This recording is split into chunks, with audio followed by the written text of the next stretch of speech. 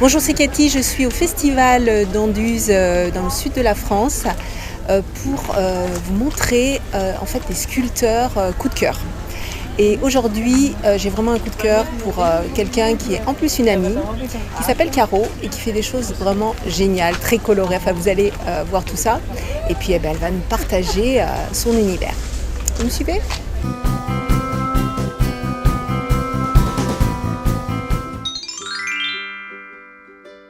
Mais avant de vous faire découvrir mes deux artistes coup de cœur du Festival de la céramique d'Anduze, je voudrais vous proposer mes deux cadeaux. Et oui, c'est comme ça sur Main dans la Terre. Alors, vous avez droit à un livre et à une formation. Et tout ça entièrement gratuit. Mon livre, c'est Réussir ma première sculpture facilement. Peut-être que vous avez très envie de mettre les mains dans la terre, de découvrir la sculpture, enfin, tout ça, ça vous appelle depuis un certain temps. Mais en fait, vous ne savez pas du tout par où commencer, vous avez peur de gâcher le pain d'argile que vous venez de vous acheter. Et puis, vous avez besoin de techniques et c'est ce que je vous offre. En fait, c'est mon expertise de nombreuses années à l'atelier que j'ai résumé dans ce livre et il est gratuit, il est pour vous. Et puis, une formation, moi j'adore l'univers du Petit Prince, c'est une formation de A à Z, vous allez pouvoir réaliser la sculpture du Petit Prince. C'est pareil, même si vous débutez, même si vous utilisez de l'argile sans cuisson, vous pouvez vraiment utiliser cette formation. Et je vous invite à le faire. Tout ça, vous pouvez l'obtenir en cliquant sur les liens qu'il y a en dessous dans la description. Alors bonjour Caro. Oui, bonjour. Merci de m'accueillir sur ton stand. Merci à toi de vouloir m'interviewer. Je te connais depuis quelques années, donc je connais ton univers, mais j'aimerais que, pour les personnes qui nous écoutent, tu nous décrives ce que tu fais là.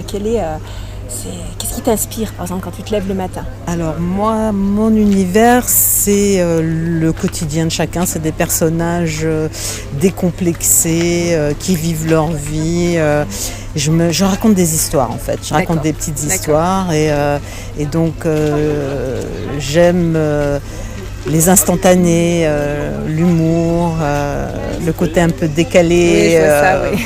Et je m'inspire de tous ces petits travers pour faire des sculptures colorées et décomplexées. Voilà. D'accord. Et c'est quoi la terre que tu utilises ? Donc c'est de la terre chamottée rouge.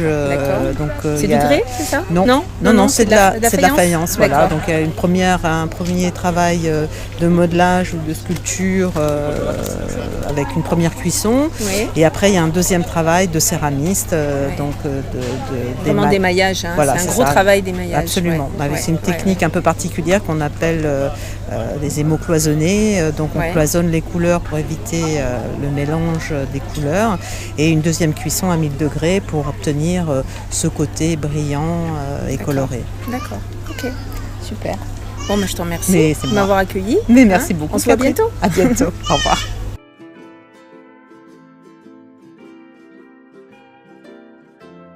J'ai rencontré donc Jean-Pierre Capato. Voilà, il faut que je me souvienne des noms de tout le monde, c'est pas évident. Jean-Pierre Capato qui fait un travail extraordinaire. Vous allez voir, c'est fabuleux. Écoutez, je vous laisse regarder et puis on se retrouve à la fin de la vidéo. En fait, du départ, c'est restaurateur et en fait copieur. Et donc, mon truc de départ, c'est copier les choses et puis les transformer. D'accord. Là, je les ai transformés À quel moment ça s'est passé là ? À quel moment vous avez décidé de passer de la copie, c'est-à-dire c'était votre métier donc de restaurateur. Alors c'est pas, vous nous avez pas fabriqué des pizzas, hein, c'est bien restaurateur dans les monuments historiques. D'accord. Okay. Voilà. Donc à quel moment il y a eu le déclic ? Vous dites ça, non, là je peux plus copier, il faut que je mette ma patte. Quand on est restaurateur, surtout quand on travaille dans une entreprise salariée, on est incognito en fait. Et il y arrivait un moment où j'avais besoin de faire des choses, pas une reconnaissance vraiment, mais un peu quand même. Voilà.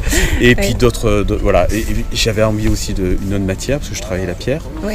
Et donc j'étais passionné par la terre, la terre cuite. Et, voilà. Et donc j'ai mis à profit tout mon savoir de sculpteur, restaurateur. D'accord. Je travaillais avec des mouleurs et voilà. Mais on sent qu'il y a un vrai savoir au niveau de l'anatomie, quoi, du corps humain. Là, il y a une vraie connaissance. Voilà, tout ça, j'ai fait un petit peu les beaux-arts.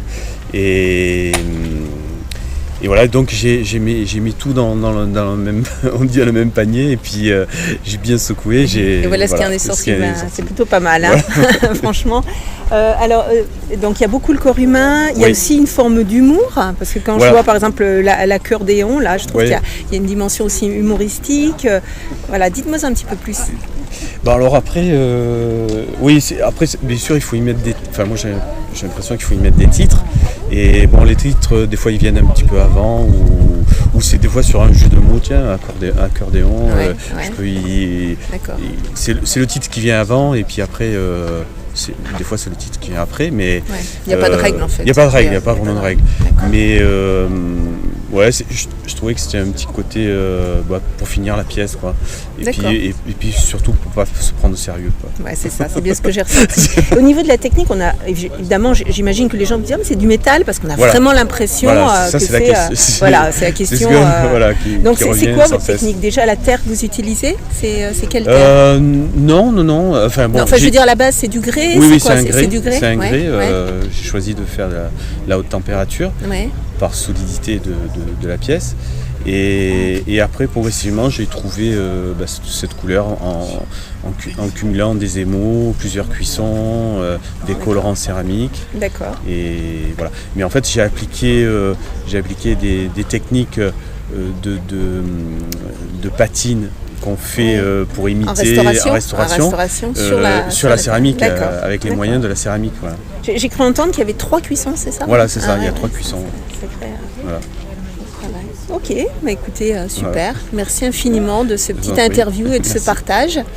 Et puis, on peut vous retrouver sur un site. Vous pouvez me donner le nom de votre site? Alors, c'est jpcapato. jpcapato, oui. .free.fr. D'accord, ok. Voilà. Ok, très bien. Alors j'espère que tout comme moi, vous avez bien apprécié mes 2 coups de cœur, mes 2 sculpteurs du Festival d'Anduze de la céramique. D'ailleurs, je vous invite, si vous êtes dans la région l'année prochaine, à venir voir ce merveilleux festival, parce que franchement, c'est du haut niveau, comme vous avez pu le voir dans cette vidéo.